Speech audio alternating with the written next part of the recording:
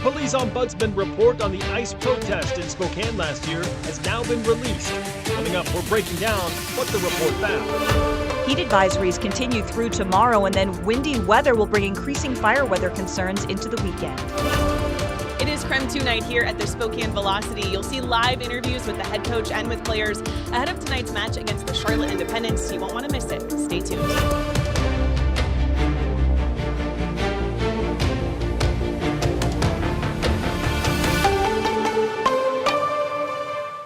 Good evening and thank you for joining us for KREM 2 News at 5 tonight. I'm Mark Hanrahan. We kick things off at this hour with a check of the forecast. Let's get right outside to meteorologist Michelle Boss on this Tuesday, toasty rather, afternoon. Michelle?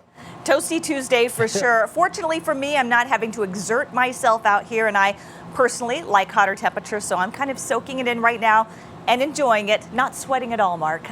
Air quality has been a continued concern across the area. Our air quality has been kind of fluctuating between unhealthy for sensitive groups, usually early in the morning, and then moderate for the afternoon. But still expecting that haze to kind of stick around. Most of the smoke seems to be aloft, and the winds have been very light across the region, so the haze that's been around just hasn't been going anywhere. We do expect some changes in that wind, the wind evolving to gustier winds starting late tomorrow and especially into the weekend. That may help blow some of that haze out of the way, but it's also going to be fanning the flames of those wildfires. So kind of a balancing act there. Very toasty out here. Temperatures in the mid-90s for Spokane and Coeur d'Alene, but plenty of areas in the triple digits. 103 in Omak, 101 in Moses Lake, 100 degrees in Lewiston. Certainly the hottest temperatures of the season so far. Air quality alert remains in effect for eastern Washington. That's kind of reevaluated each day.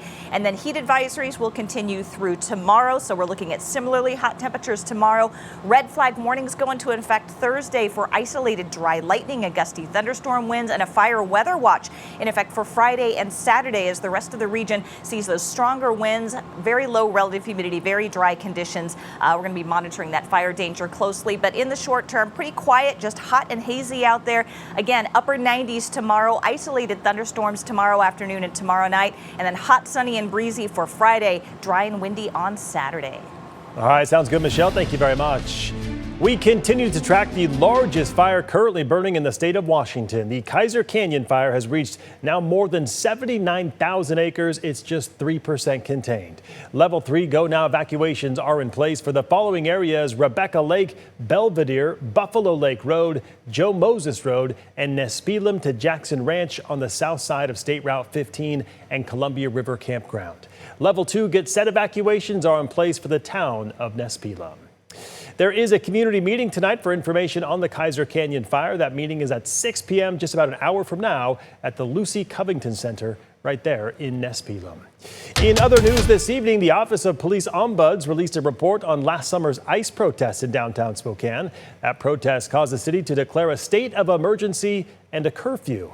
KREM 2's Connor McAvoy reported that night of the protest, and he shares what recommendations are now being made to the Spokane Police Department. Connor? Yeah, well, here's a look at some of what went on that evening as officers deployed smoke and made dozens of arrests. The findings make 26 recommendations, some of which Spokane police say they already started doing before the report was published.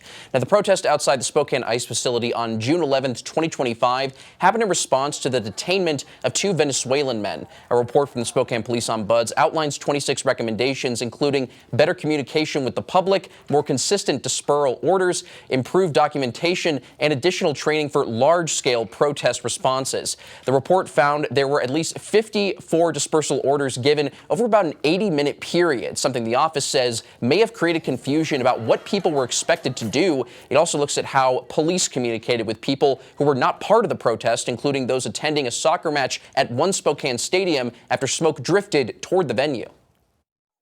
If you think about it, if you told me 53 times to do something, but then you've taken no enforcement action, that also sends me another message. So you can communicate specific things. Because all of a sudden on the 54th one you take action, I'm confused as to why action is happening right now. Spokane Mayor Lisa Brown and Spokane Police Chief Kevin Hall issued a joint statement on the report's findings, saying the police ombuds exist to promote accountability. They also added, quote, independent oversight strengthens the credibility, professionalism, and integrity of the Spokane Police Department.